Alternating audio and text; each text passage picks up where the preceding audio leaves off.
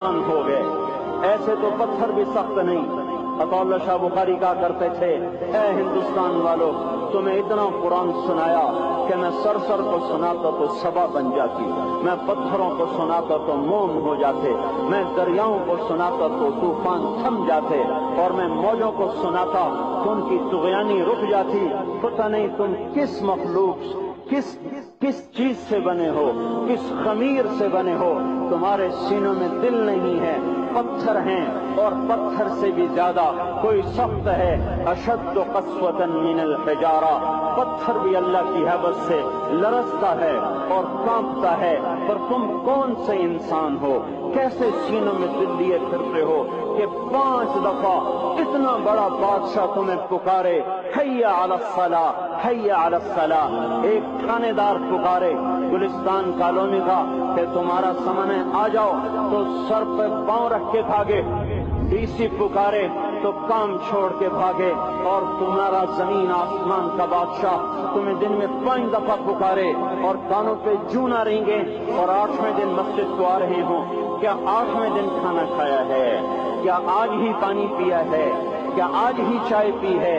یہ ایسی جفا اپنے آپ سے کرتے، شیطان سے کرتے، ملک و مال سے کرتے، اپنی دکانوں سے کرتے. یہ بے وفائی اللہ سے کیوں کی ہوئی ہے؟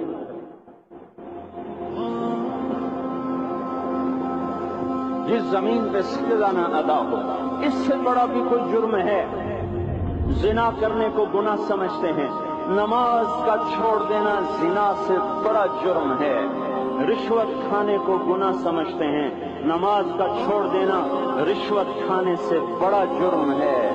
قتل کرنا بڑا گناہ سمجھتے ہیں، نماز کا چھوڑ دینا قتل سے بڑا جرم ہے. سجدے ہی کا تو انکار کیا تھا شیطان نے. شیطان نے کوئی زنا کیا تھا، کوئی قتل کیا تھا، کوئی شراب پی تھی، کوئی جوا کھیلا تھا، کیا کیا تھا؟ کوئی شرک کیا تھا. شیطان سجدے کا انکاری ہوا.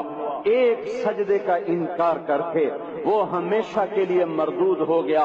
اس مسلمان کو ہوش نہیں ہے جو روزانہ دن میں 5 دفعہ 20 سجدوں کا انکار کیے بیٹھا ہوا ہے، اور پھر آرام سے روٹی کھاتا ہے، آرام سے چائے پیتا ہے، اور آرام سے کہہ لگاتا ہے، اور آرام سے اخبار پڑھتا ہے، آرام سے بیوی کے پہلو میں لیٹتا ہے. ایک سجدے کا انکار ہو کر شیطان ہمیشہ کے لیے مردود ہوا. جس نے فجر کا انکار کیا سجدوں کا، پھر ظہر کے سجدوں کا مذاق اڑایا، پھر عصر کا مذاق اڑایا، پھر مغرب اور عشاء کا مذاق اڑایا. گھر میں نماز پڑھنا بھی چلو نہ پڑھنے سے تو بہتر ہے، پر یہ بھی نماز کا مذاق ہی ہے. اور 8ویں دن سر پہ ٹوپی رکھ کے آیا. 8 دن جس نے اتنے سجدوں کا انکار کیا، وہ اس بات سے نہیں ڈرتا کہ کہیں اللہ اسے مردود نہ کر دے. تو کیا ہوگا اس دن جب جن بچوں کی خاطر یا جس نفس کی خاطر اللہ کے بغاوت کی کہ اٹھا نہیں جاتا، آیا نہیں جاتا، گرمی بڑی ہے، سردی بڑی ہے، اندھیرا بہت ہے. کیا قبر کے اندھیرے یاد نہیں ہیں؟ کیا قبر کی گرمی یاد نہیں ہے؟ کیا جہنم کی آگ بھول گئے؟ کیا جہنم کے عذاب بھول گئے؟ کیا جنت کی نعمتیں بھول گئے؟ وہ اللہ کا کلام بھول گئے؟ وہ اللہ کا دیدار بھول گئے؟ وہ اللہ سے ملاقات بھول گئے؟ وہ محبوب خدا کی محفل بھول گئے؟ یہ کیسا اسلام ہے؟ یہ کیسے پتھر دل ہیں جو کمانے میں تو ایسے مست ہوئے کہ ہوش نہیں، اور جب اللہ بلائے تو ایسے غافل ہو جائیں، نہ بوڑھے پر جوڑیں گے، نہ جوان کو ہوش آئے، نہ کسی عورت کو ہوش آئے، نہ کسی مرد کو ہوش آئے، نہ بازار بند ہوں. ارے میرے بھائیو، حکومت سے پیسہ بچانے کے لیے ہڑتالیں کی، 20 دن بازار نہ کھولے. نماز کے لیے اگر دکانیں بند کرتے تو آج اللہ تعالیٰ آپ کو ہر ظالم سے باہر نکال دیتا. کوئی ظالم نہ آپ کے مال پہ ہاتھ ڈالتا، نہ آپ کی عزت و آبرو پہ ہاتھ ڈالتا. دن دہاڑے ڈاکے پڑے، کیوں پڑے؟ کہ ہم باغی ہو گئے، ہم نے اللہ سے بغاوت کر دی. کیا جمعے کے دن صرف اللہ بلاتا ہے؟ یہ جمعے میں اتنے کیوں آتے ہیں اور باقی دنوں میں کیوں نہیں آتے؟ یہ کیسی وفا ہے؟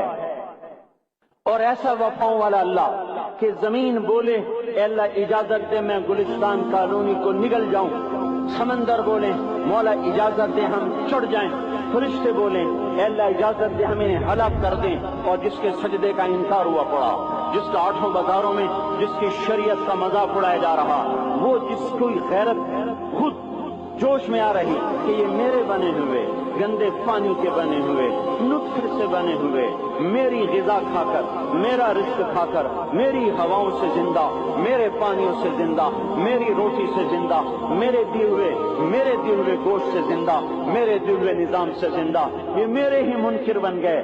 1500 روپے کا ملازم آپ کو چائے کی پیالی نہ دے تو آپ کہتے چل چھٹی کر، ہم کوئی اور رکھیں گے۔ اور جس نے اتنا بڑا وجود بخشا، آنکھوں میں چراغ جلائے، کانوں میں فون لگائے، دماغ میں برق کی روئیں دوڑائیں، دل کو دھڑکایا، سارے بدن کے تک خون پہنچانے کا نظام چلایا، پھپھڑوں کی فیکٹریاں چلائیں، رگوں میں خون پہنچایا، ہڈیوں کو غذا پہنچائی اور آنکھوں کو غذا پہنچائی، بالوں کو غذا پہنچائی، زبان کو بولنے کی طاقت دی، دانتوں کو کاٹنے کی طاقت دی، دو وہاں نالیاں لگائیں، سانس کی الگ کر دی اور معدے کی الگ کر دی، اور وہاں پردہ لگایا، جو غذا منہ میں جائے تو معدہ کھل جائے اور پھیپھڑے کی طرف جانے والی نالی رک جائے۔ جو اللہ اتنی حفاظت کرے کہ آپ کا لقمہ آپ کے معدے میں جائے، وہ دو ہی تو یوں ساتھ ہیں بالکل یوں ایک ساتھ، اور وہ اللہ اتنی طاقت والا کہ سانس کی نالی بند کرے اور معدے کی نالی کا منہ کھولے اور غذا کو منہ میں سے گزار کر وہ معدے میں پہنچائے، پھر ایک زبردست طاقتور نظام چلائے، اس کو توڑ کے آنتوں میں پہنچائے، پھر کروڑوں قسم کی فیکٹریوں کو حرکت دے اور اس میں سے خون کو کھینچے، غذاؤں کو کھینچے، پھیپھڑے کو غذا، خون کو غذا، خون خود غذا لے کے چل رہا، آنتوں کو غذا، دماغ کو غذا، ہڈیوں کو غذا، ناخن کو غذا۔ ایک ناخن کھینچ لے تو ہم کیا کریں؟ کیا میرے مولا کا نظام ہے؟ یہ ہمارا قبرستان ہے، مردہ سیل باہر نکل رہے اور ناخن کی شکل میں باہر آ رہے، پھر آگے جا کے اور سخت ہو رہے، تھوڑا سا ناخن زیادہ کٹ گیا، سارا دن سی کرتا ہے، سارا دن ہائے کرتا ہے، یہی ناخن میرا رب کھینچ لے تو ہم تو ایک ناخن کا شکر ادا نہیں کر سکتے۔ یہ جوڑ بنا دیے، سیدھا کرتے تو ہم کسی کا شکر ادا نہیں کر سکتے۔ میرے بھائیوں، یہ سب کچھ کر کے پھر ہم اللہ کے باغی ہو جائیں، ہے کوئی عقل میں آنے والی بات؟